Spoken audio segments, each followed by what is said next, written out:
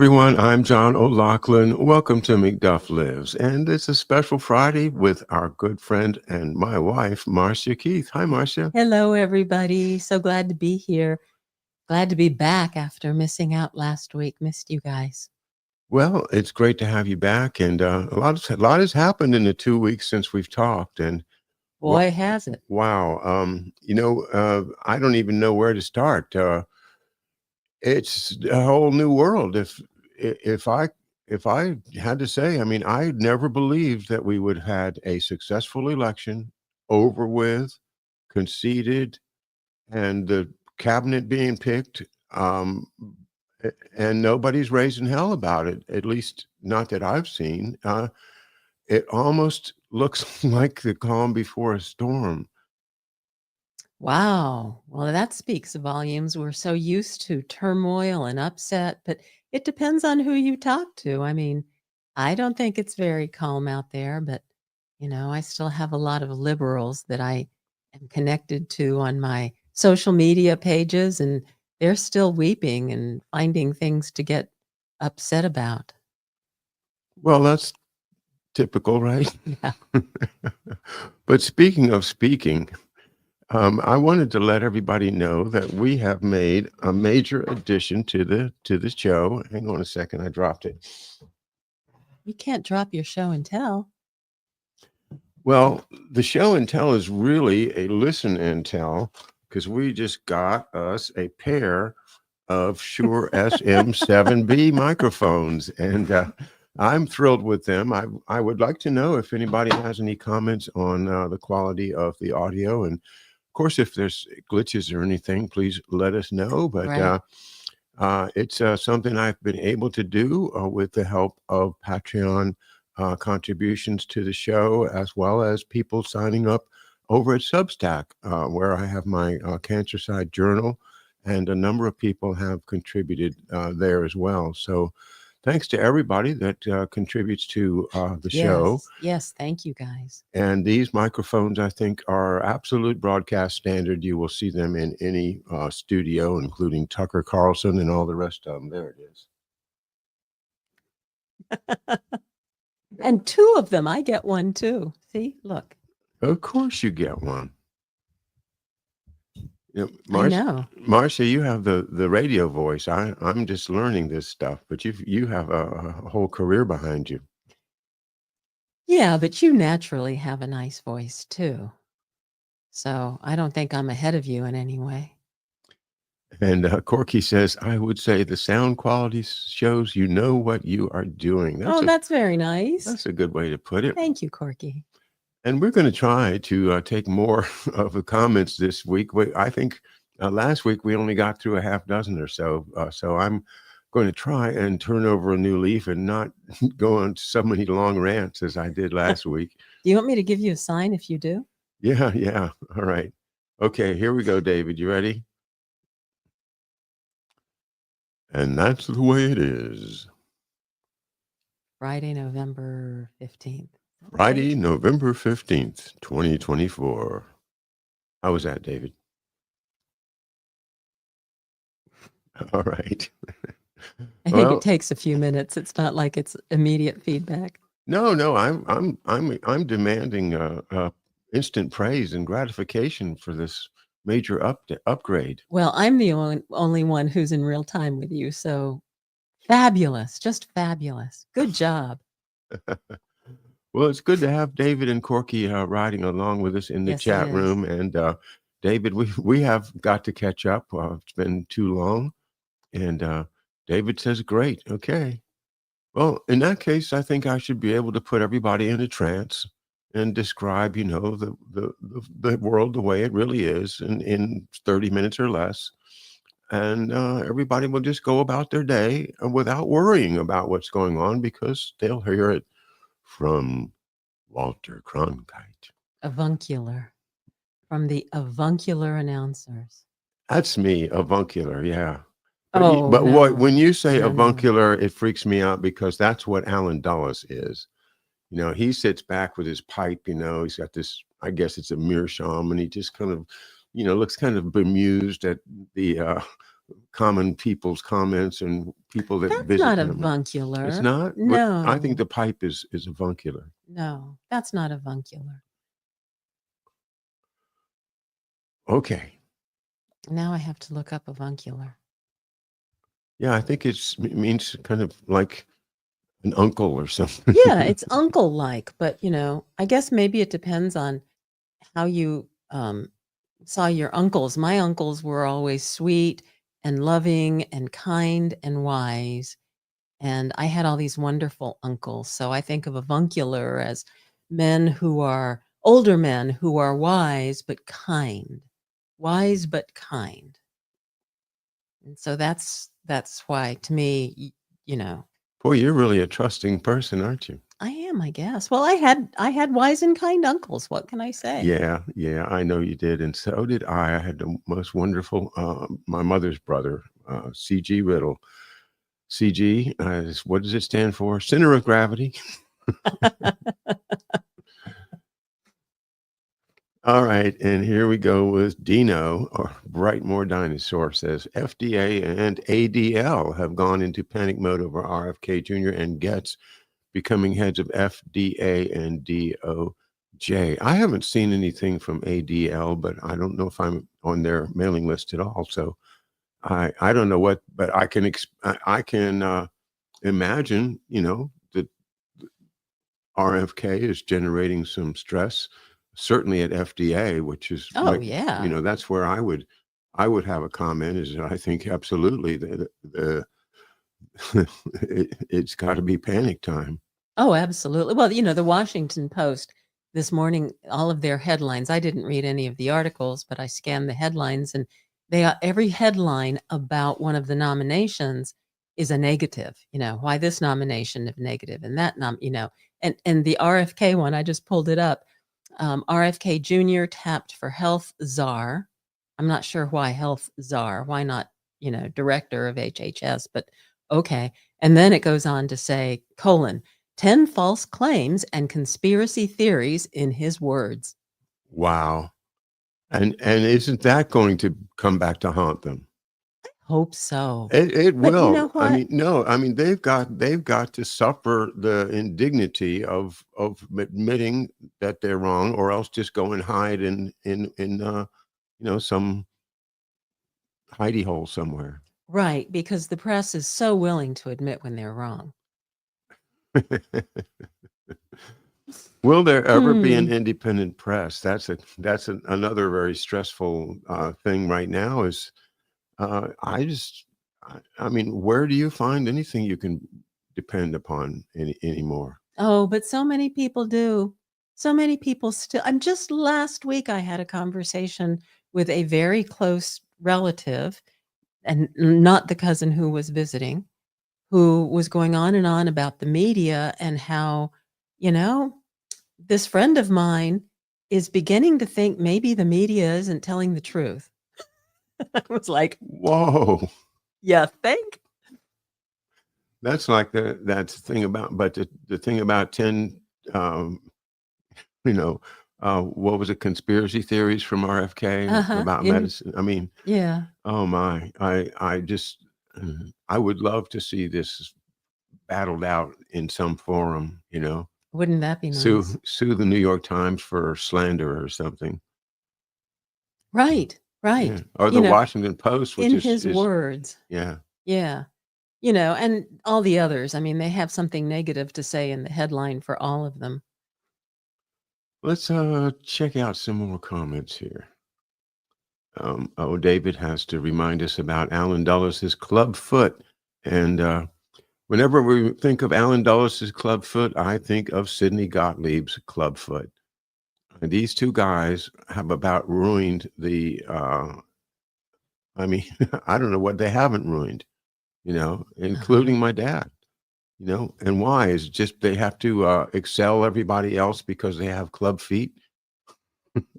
Okay, I, thank you. You connected the dots because I'm sitting there thinking, well, what does club feet have to do with their actions? But now you've explained it. yeah, and somehow these guys get all the girls. All right. Well, it just goes to show when you have money and power, then you can get away with having a clubbed foot. Yeah, but it's interesting though that Sidney Gottlieb, the poisoner in chief, according to Stephen Kinzer's bio of him, Hmm. and very worthwhile reading. None of these books are going to give you the whole story. They're not going to give you the real bad stuff, but he gives you enough to get a flavor for this guy's character, and it's really bad. Okay. Corky says, look up words immediately. Oh, okay. Well, that's what I usually do, but right here in the middle of the show, I don't know. Should I put avuncular in the search engine? Well, I just did, and it just says uncle-like. It Oh, it doesn't. does? Yeah. So my instincts were right. Oh, yeah. No, I Oh, didn't. Yeah. I mean, I agree with you. That okay. is the meaning of the word, but the connotations in the word, some people might think uncle means arrogant, while other people think that uncle means kind. Well, So, like me, I think of Alan Dulles as right. avuncular, as in a uncle I would like to avoid.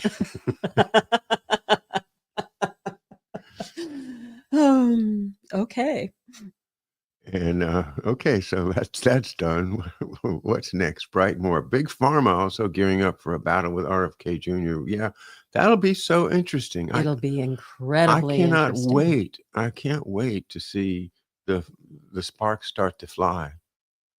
One of the things that he said, I saw a post of his this morning, and in his words, he said he's going to get rid of the revolving door between corporations and government. And big pharma, oh my gosh, that revolving door is constantly going. Having to do with the fact that people who work in the pharmaceutical industry are then given these important positions at the FDA or other federal agencies, but most likely the FDA. And then as soon as that term is over, they go back to private industry, having created more jobs for themselves and their friends because they approved all of these drugs while they were at the FDA. And RFK Jr. says he's doing away with that revolving door. And yay, but they're going to fight it. Oh my gosh, are they going to fight it? I know. I mean, the idea to me, the whole jab industry, if I can say that, and I am on YouTube today, so I'll be a little cautious. But that whole industry is a deep commitment from very, very deep, long-standing elite motivation, and they figured out a long time ago that they could get inside of the cell, inside of the mitochondria, by using viruses. Hmm.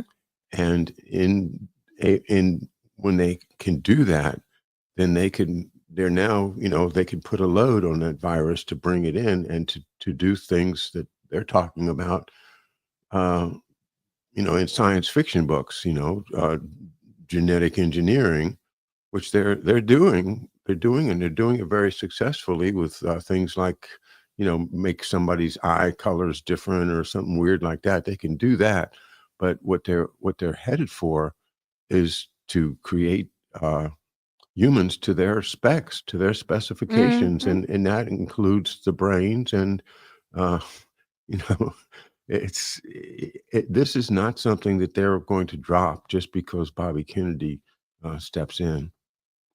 They're really committed to it, I think. Yeah. Yeah, but in science fiction, all of the efforts are to make superhumans, but I don't think that's exactly the plan. We don't I want a think bunch of superhumans. I think they want superhumans in the sense of it.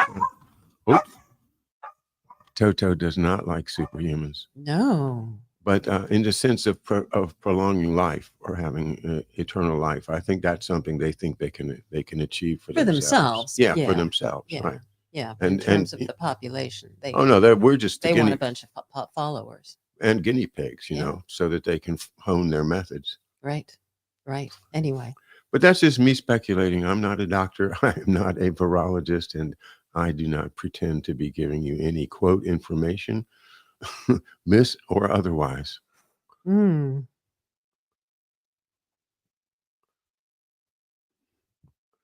Status quo has got to go. Yeah, but here's the issue. And I read this yesterday, and I'm not sure who it was. It might have been Congressman Robert La Follette who said that as he's I'm the kind of liberal that wants to get on the train, but doesn't want to burn down the train station to get there. Whereas there are liberals that have decided that the only way to get on the train is to burn down the train station first. Boy, that metaphor is not working for me. What does that mean? All right, it's not a very good one. But the idea of what I'm saying right now is we have some of our liberals that are so extreme that they will burn down the train station, and that's the Constitution. Just tear it up. Mhm. And I think that what I'm trying to say is there's a room on the liberal side of the spectrum for people that want to make the change, but not destroy the system in order to make the change. That's all. Right.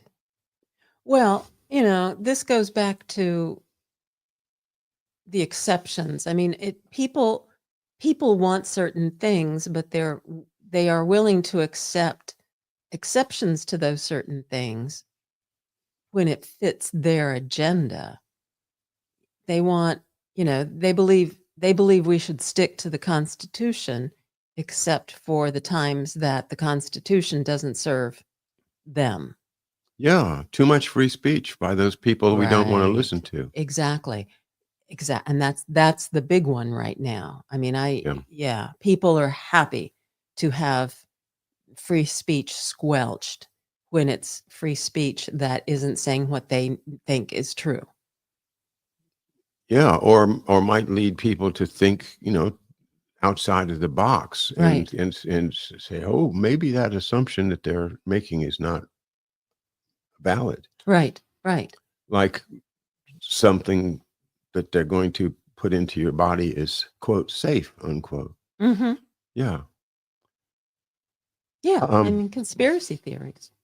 but this is one of the points that I wanted to bring up, which is on my mind very much, and that is when we were talking to Harley this week on Tuesday, Harley Schlanger of the Schiller That Institute. was a great show. Yeah, thank you. I mean, it's always great with Harley. Such a great, comprehensive understanding of so much, and Yeah. and a really good person. But the problem of legislation against anti-Semitism Mm. is a huge, huge issue, Mhm. and that's happened in Germany, where and in other places in Europe, where if you just look at somebody cross-eyed, you can be thrown in jail and have your stuff taken away from you Mhm. on these criminal statutes that have been there, especially in Germany since World War II. Right. And perhaps it was worthwhile for 10 years or even 20 years, but come on, uh, that kind of um, manufactured crime to suit political purposes, is really a huge problem, and that brings me to all of the Zionist-friendly appointments that President Trump has made. I mean, just a boatload of them. One of them, this lady from South Dakota, I saw had already approved some legislation making anti-Semitism a crime in South Dakota. And so is that going to happen in the United States now? Or are we going to criminalize speech that might be interpreted as anti-Semitic? Uh, I certainly hope not. And uh, it's a great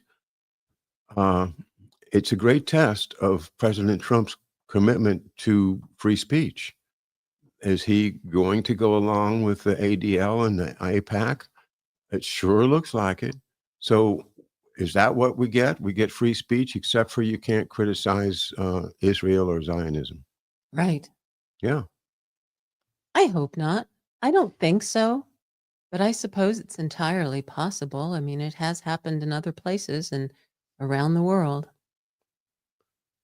Allison V, that's our good friend down in Florida, who makes the Allison V product that I take um, for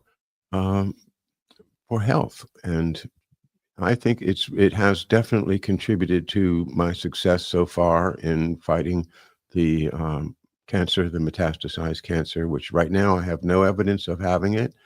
I know it's hiding in there somewhere, but as far as right now, we're in remission. And one of the tools that I've used ever since, well, for more than a year now, has been Allison V, which Scott Perez has invented and makes available at a very reasonable price. I mean, you should check it out, especially if you have long COVID or anything that has to do with the lungs, because that's what that it's a garlic product, and you know the benefits of garlic.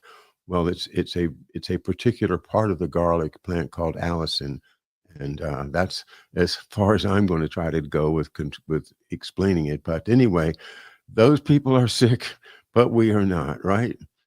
Thanks be to God, he adds. It is comical to see the bot writers try to move rags like USA Today away from the radical left. I don't know. I don't look. You know me. I don't look at mainstream newspapers. Any comment on that, Marcia? Yeah, I don't, I'm just not the bot writers. I'm not savvy enough to pick up on on AI. They're coming. I know. I know. For the longest time I would see these videos on social media, not important videos, recipes and dog videos. And they had these narrators that spoke in a very stilted kind of way. And I thought that these narrators were just bad narrators. Now I get it. It's AI. But I am I'm not I'm not aware of AI because I don't incorporate it into anything I do. How do you know though? Have you looked at your Facebook feed lately? And on Facebook, have you ever seen an ad for some product? And right below the ad for the product, there's somebody, Susie Q says, I bought this and I am the happiest person in the world. I love this product. Oh, yeah. And then somebody else says, no, from the product says, we're so glad that you like our product, Susie Q. Keep in touch and all the best. Both of those to me are probably generated by AI, by an advertising company to promote the product. Am I wrong? I mean, that's my problem. I don't think you're wrong. It I think happens you're so much, absolutely right. I think you figured it out long before I did. Yeah. But this whole thing about, I don't know if you remember this conversation we had with our visitor who was talking about a court case where it turns out they had used AI to come up with cases, for their argument, and that AI had supposedly made up these court cases. I Googled it and it's true. Now, it's just the one story, so I'm not quite sure what that all means. It fascinates me. But it was some lawsuit and it involved, I believe, Avianca Airlines. And apparently, the attorneys went into court with these legal briefs that cited past court cases as attorneys do. And it turns out AI had made them up. Somebody must have made him up and fed him to AI. Well, that's what I want to understand. Sure. Because the result of that was somewhere, some court made a ruling that if you use AI in your briefs, you have to, number one, disclose it, and number two, certify that you double checked it to make sure that these are real court cases. But that's what I want to know is somebody had to have made up these cases and put it into AI. It's also just as another facet of how generally we are being trained not to trust the media. I mean, it's true that we don't trust it because of the political stuff, and other stuff we don't trust it for. But ultimately, as William Casey, the former CIA director, said, that they will know that their work has been successful when the American people do not know what to believe. So, Well, I'm there. yeah, so we are now being trained, with these AI images. I can open up the AI program and say, draw me a picture of President Trump jumping off the Brooklyn Bridge, and I can publish that picture. And if it's good enough and write some good text and stuff, people might say, "Oh my God, the president jumped off the bridge." I mean, it's so easy to fake Right. things, and they want us to do that. They want us to put out all kinds of fake AI drawings and memes, Mm-hmm. and that, I think, is all part of the great bamboozling, the great mystification of the truth that you know civilization goes through from time to time. I like that name. This is how history books will remember the 21st century. The Great Bamboozling. Yeah,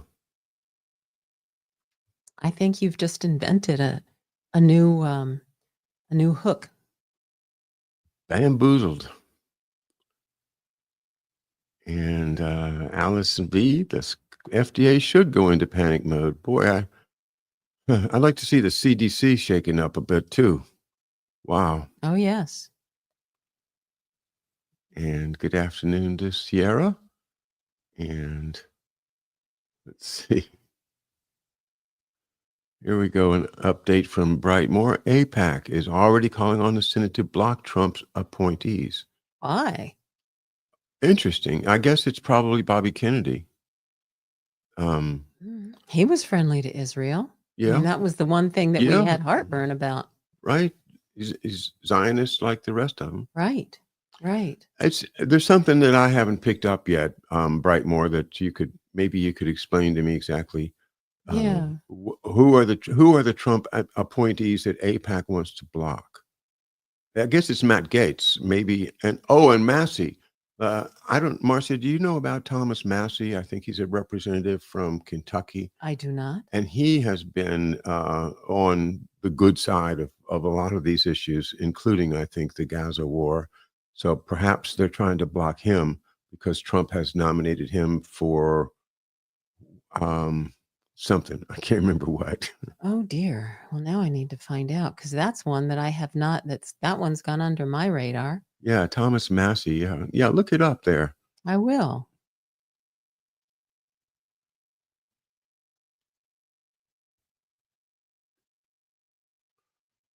Somerset Maugham of Human Bondage. Oh my God, I hated that book so bad. I read it in high school, and it was so depressing. I don't remember what the point of the book was, but it was depressing as hell. Let's see. And Sierra gives us some details. Great book. Even the preface explains the protagonist was given a handicap so readers would feel some sympathy. Oh, sounds like a lot of historical figures, I don't see this like Massey. FDR, perhaps.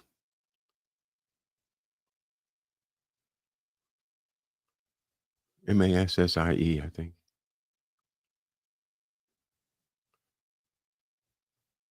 Compromat loves creating handicaps on some to leverage on others.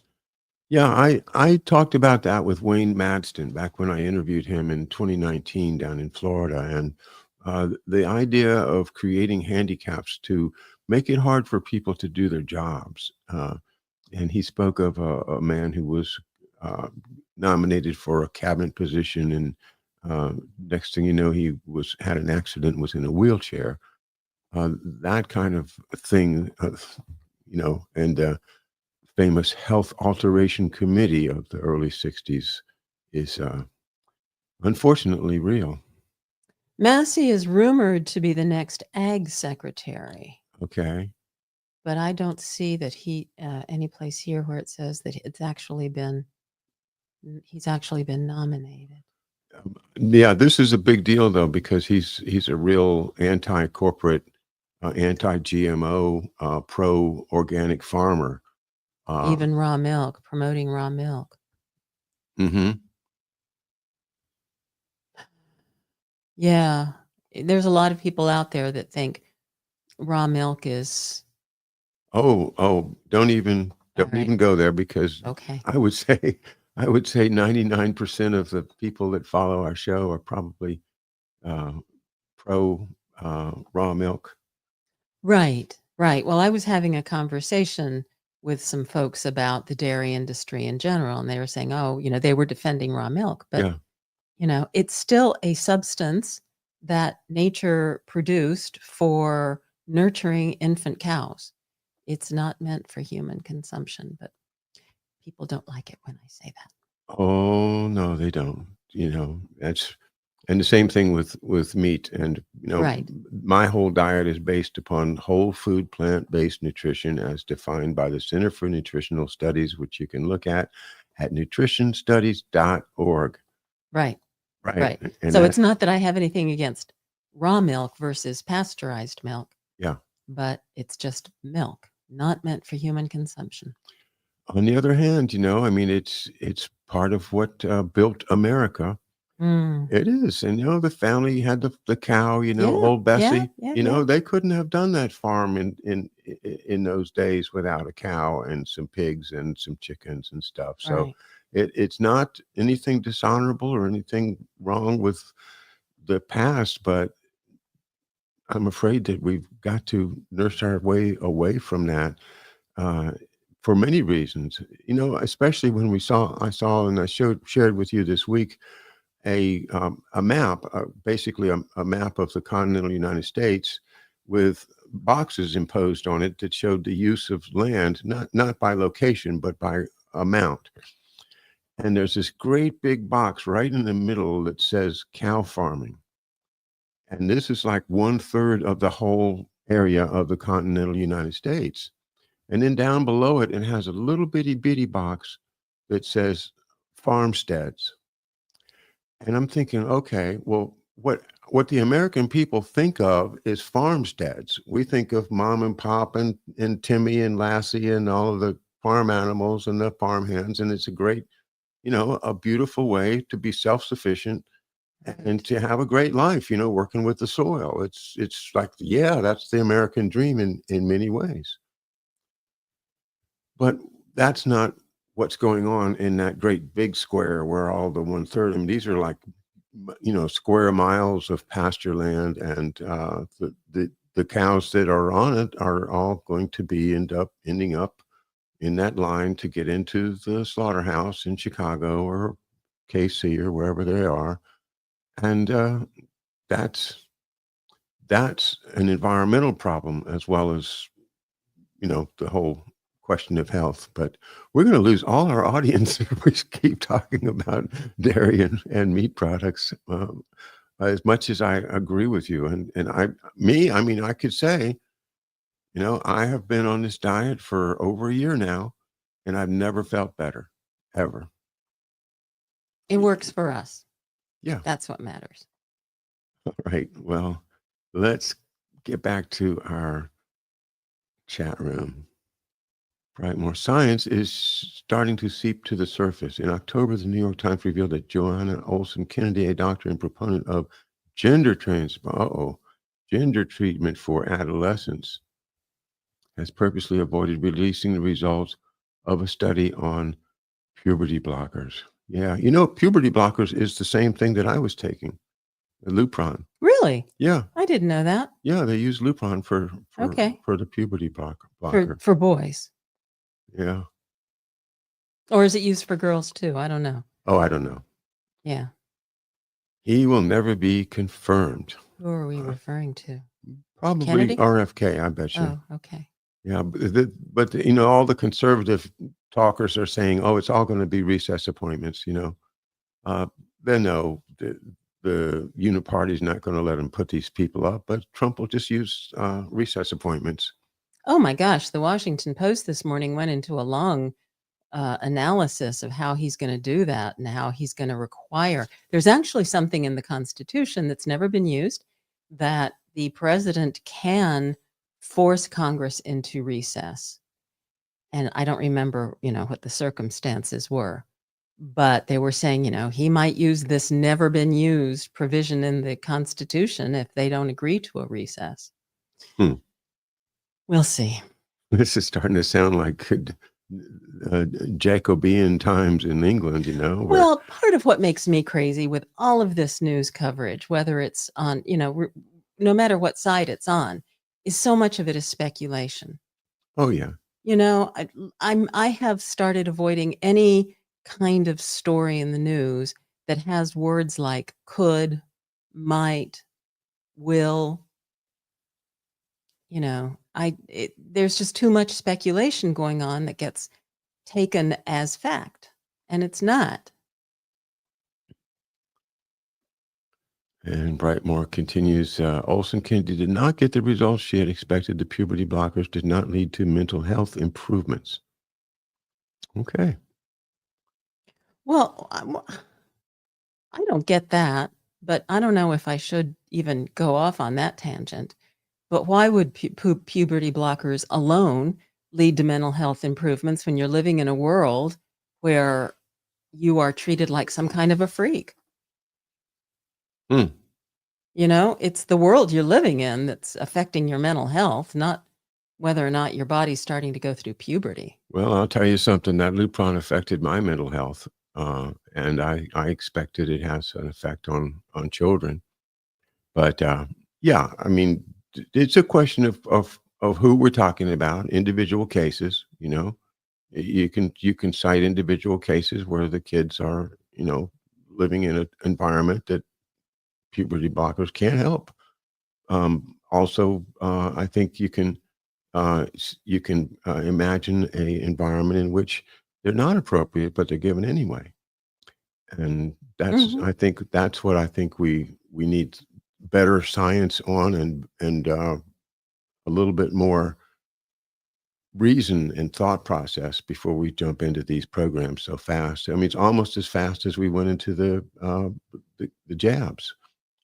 This whole Oh, no. Well, this whole This program whole started, transgender thing has been around forever. but using puberty blockers, how long is that?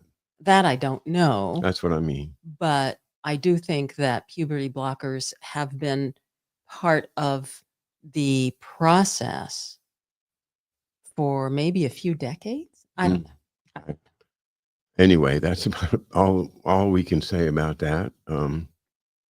And imagine that all the flu jabs are now mRNA. Yeah, here it is, flu season, right? Is there a whole lot of flu coming? I guess there will be. December's around the corner, and usually this time of year, everybody's, you go to the grocery store and they're trying to get you to take a flu shot. Um, I haven't seen much news reporting about any flu problem. Have you? Mm-mm. But then again, you and I aren't, we're not watching TV news. True. Except for Jeopardy, which Right. is What we see often, is the commercials but the during. commercials are Oh, like usually from Moderna or something. yeah. Well, there's one really horrible one that I saw last night for the first time where it's for it has something to do with the RSV vaccine. And it says, it shows all these people like our age going, older people, have these exciting lives where they're being active and they're doing this. And then it's just get cut short, get a black screen with a flat line, unless it's interrupted by the RSV. Oh my God. It's so horrible that I saw it the one time and said, I refuse to even let this be on my screen, because you know how we mute the commercials. But even just muting it wasn't good enough. I gotta switch away to another channel the second I see that commercial. It's horrible. So they're just Horrible. trying to scare people. Yes. Fear is And such a useful tool. I mean, yeah, I mean, if Bobby Kennedy is going to take on this industry, it's, gosh, it could crash the whole economy. No, it won't. We've still got the fentanyl and heroin economy that'll keep the bankers happy. Yeah. Well, I loved, speaking of the economy, what Harley said on Tuesday about the fact that it is the economy and that so many of the media missed it because they are not victims of the inflation that's going on. But then again, I maintain that the inflation is related to healthcare because our healthcare costs are so high that, all of the corporations are having to raise their prices to cover the cost of healthcare for their employees. And that is another interesting, entree into one of the other themes that has hit my radar screen lately, and it is called the Cloward-Pliven strategy. And this comes from a couple of people named Cloward and Pliven that came up with this idea of how to break a government by putting unbearable strains upon it. So that if you wanted the US government to fall, you would want to have as many people on welfare as you can. You would want to have them as sick as you can make them so that they have to use all of the Medicare and Medicaid money up. And you want to cause them all kinds of other problems, just like we talked with Adam I Finnegan. was just about to And say, yes. it's like strategic biowarfare. Right. It's strategic social warfare. It's strategic environmental warfare. It is strategic warfare that is going to cost the government so much. And this is why they develop all of the victim groups, because, like Black reparations, demands here, demands there, everybody's got demands. And if the government is responsible for solving all these problems, then the strategy is we can force the government to fall just by putting so much pressure on the economy. And that, I think, is very consistent with the other strategic warfare that we've talked about, especially with Adam Finnegan's Yes. book, The Sleeper Agent. Indeed. He talks about that a lot, and he's talked about it on your show, how that absolutely weakens society when you have so many sick people and so many demands. Yeah, that's what Imagine That says. Super sick humans. Interesting that Elon said in a Rogan interview that magic will never put a man on Mars. Marcia, do you know what a Rogan interview is? I believe that is referring to a person whose name is Rogan. Yeah, because I know that you and I watch different media. So Joe Rogan is very famous in Twitter circles and conservative Yes. circles. Yes, yes. So he interviews Elon Musk, and Musk says magic will never put a man on Mars. Well, what I want to ask is, why do we need to put a man on Mars so bad? Why can't we fix the Earth first? It's putting so much energy into this. It's a very complex issue. How's that? You know, we don't need to put a man or woman on Mars, but what happens through the space program is technological developments. And there are many things that you and I use in our everyday life about which I can name not one. Tang. Orange Tang. There you go. Tang. Yeah. That have been developed for the space program that have applications here, and it has to do with technology. And our nephew, who works in the space program, way back in the 90s, early 90s, when he was in high school, he did a whole paper on that. And he shared the paper with me, and I remember reading it at the time. And that was part of his argument about the validity of the space program is necessity is the mother of invention, and it forces us to invent technology, to innovate, to come up with ways of doing things that have other applications as well. And, so technological developments are good. Now, do we need to go to Mars? I don't know. I'm not aching to go to Mars, and I'm not aching for any of my loved ones to go to Mars. And I agree with you. We have a lot to fix here on the planet first. So, I don't know about that. But then again, I love some of the visions of the future that the sci-fi world has, and the idea of space travel.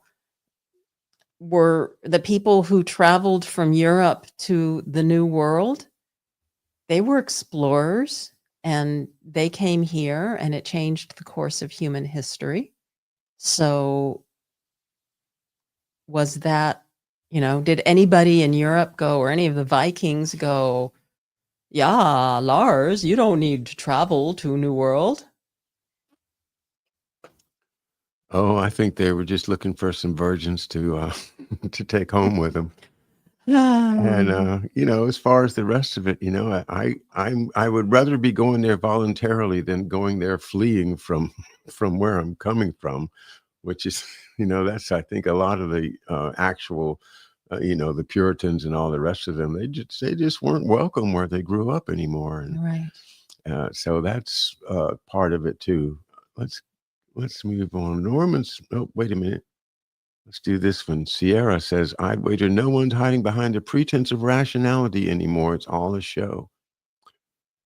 And that's I was going to Interesting. say about, your love of technology. And again, it's refreshing to think of, oh, yes, we are improving, and our kids that go to science fair, they go to college and they become great engineers or great physicists. And we learn something that's going to make the best future possible. And it's just so exciting.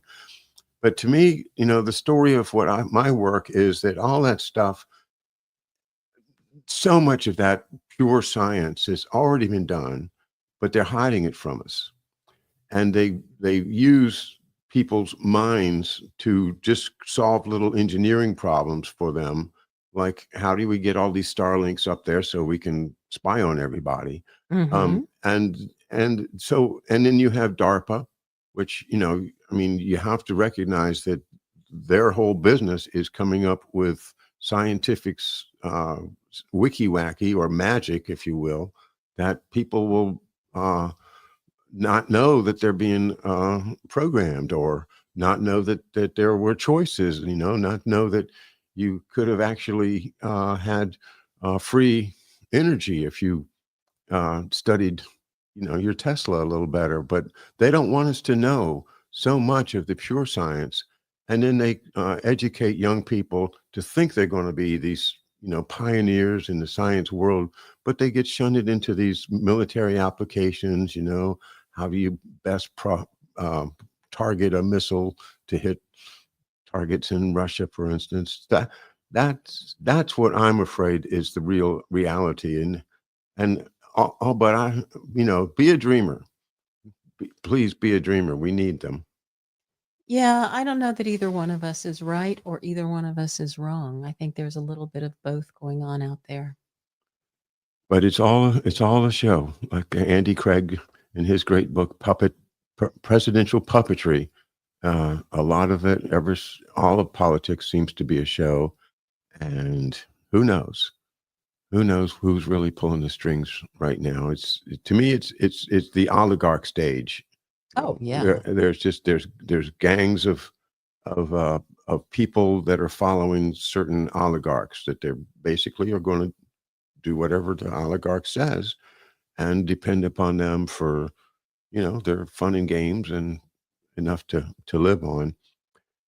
Uh, that that I think is the underlying problem. It's not that there's one person at the top that's pulling all the levers, but that there's so many concentrations of wealth that protect each other in a cartel manner. Mhm.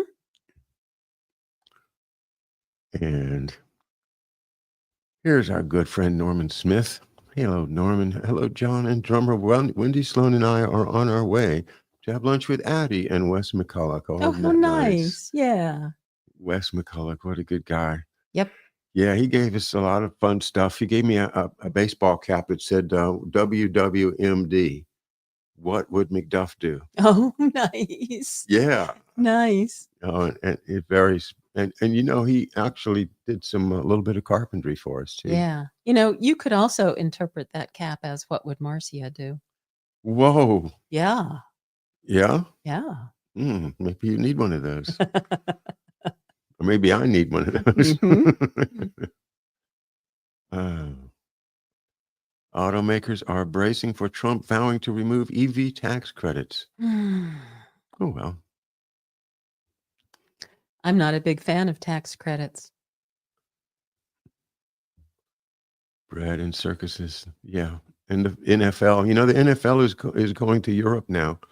They're going to have an NFL game in Dublin this next season. They've Hmm. already negotiated it. So yeah, But they do that. Haven't they been doing that? I mean, didn't they just have one London. in Brazil and then Well, London and that's what I'm saying Japan and is things like that? it's Yeah. fairly new to my radar screen, but Yeah. yeah, the thing is that they wanted to get all that money from all over the world. Yeah. Do you know that the NFL is a nonprofit organization and so it doesn't pay taxes? Isn't I mean, you laugh, but it's true, and everybody's stunned by that. NFL is a nonprofit organization. Oh, wow. It's horrible. Between nonprofits and foundations, our economy, our law, everything has just been so twisted to favor the elites that can manipulate the forms that have to be filled out to qualify for this and that. If you've got $1 million income, then you can have the lawyers fill out the forms for you. Yeah, you can play the system. Absolutely, and they do.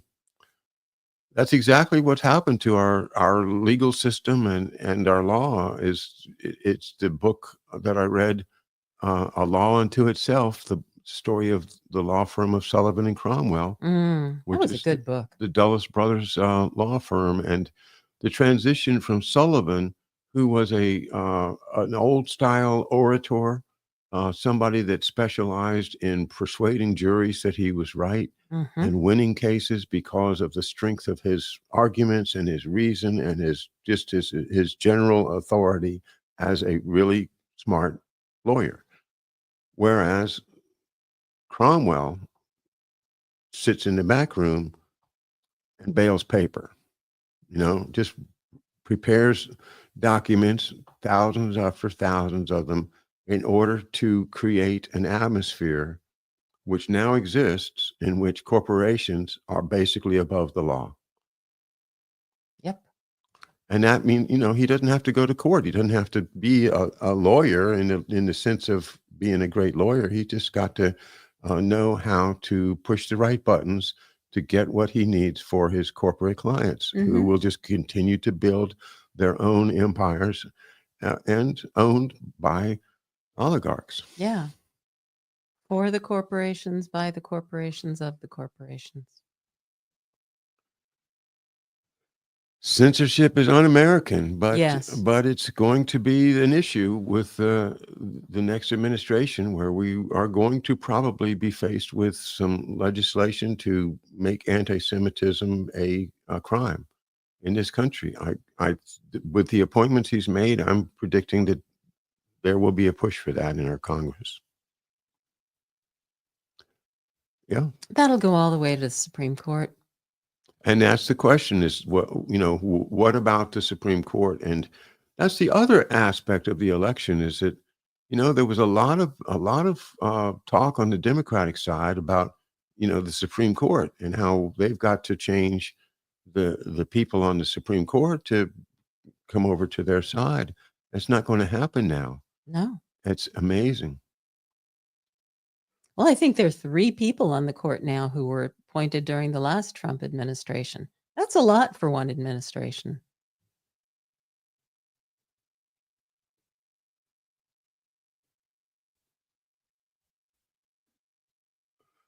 And David Underdown says, who do you think is the gatekeeper to free speech? The gatekeeper to free speech. US Constitution. Absolutely. That's the only answer. Mhm. That's the only answer. And then it takes us back to the Supreme Court. When you challenge it, it's gonna go all the way to the Supreme Court if you're talking about the Constitution. Yeah. And, if you don't like that, then get your 2/3 of the states and put together a constitutional amendment. But, no, the country has stayed together this long based on the principle that the Supreme Court is the Constitution is the supreme law of the land. Mhm. And the Supreme Court is the arbiter of what is the absolute arbiter of what the Constitution says under any circumstances. Right. And if, as long as we all can agree on that, then we have a nation of laws and not a nation of men, as Lincoln would put it. Mm. But the oligarchs, this is the nation of men coming in saying, I want this because I'm trading this for that, and you give me this and I'll give you that. And you can run the tax system if I can run the military, and that kind of I mean, the oligarchs are very, very powerful, and perhaps not that powerful yet in this country. But as I read the essay about FDR from the Mises Institute yesterday, and conclusion is that the American people are just too individualistic. They're too cognizant of the history of our individual rights and the fights that have been historically necessary to preserve them, that we're not going to give up our Constitution. We're not going to give up our individual rights. No. I think now more than ever, our Constitution must be protected and preserved. And, there was an awful lot of talk on the left during the election that if the right were to win, then the Constitution is going to get thrown out the window. And I think that's just fear mongering. I don't think anybody's ready to throw the Constitution out the window. It's working. John Kerry would do it. From the liberal side, he's like, oh, this First Amendment is a real problem, Yeah. And that's why I think a lot of people voted against the liberals that would have otherwise perhaps followed them, because the American people hopefully generally understand the importance of the Bill of Rights. And without it, there wouldn't have been the Constitution, because there wasn't enough political will to have a Constitution unless the people that insisted on the Bill of Rights got what they wanted. And that is, just common knowledge from anybody that had 8th grade history should still Right. retain that. Right. All right. Well, once again, we've only got through maybe half of the comments, Marcia, but it's always a pleasure. I know, tons of interesting comments here. I wish we did have time for more. Let's see. Oh, it's noon. It is. Yeah. Wow. Thank you so much. We touched on a lot of interesting stuff, and you and I don't always agree on these things. And I think that's very, very helpful to folks to hear a little bit of reason on this side, reason on that side. And, but it's all good. Absolutely. Well, that's what's I think is going to save us is thoughtful discussion. And so I'm so grateful for all of you out there who join us in this thoughtful discussion and put in your own comments and your own thoughts and your own opinions. And I wish we could get to more of them in our hour. All right. Well, I look forward to seeing you all next Monday at 11 a.m. right here at McDuff Lives. Bye-bye now.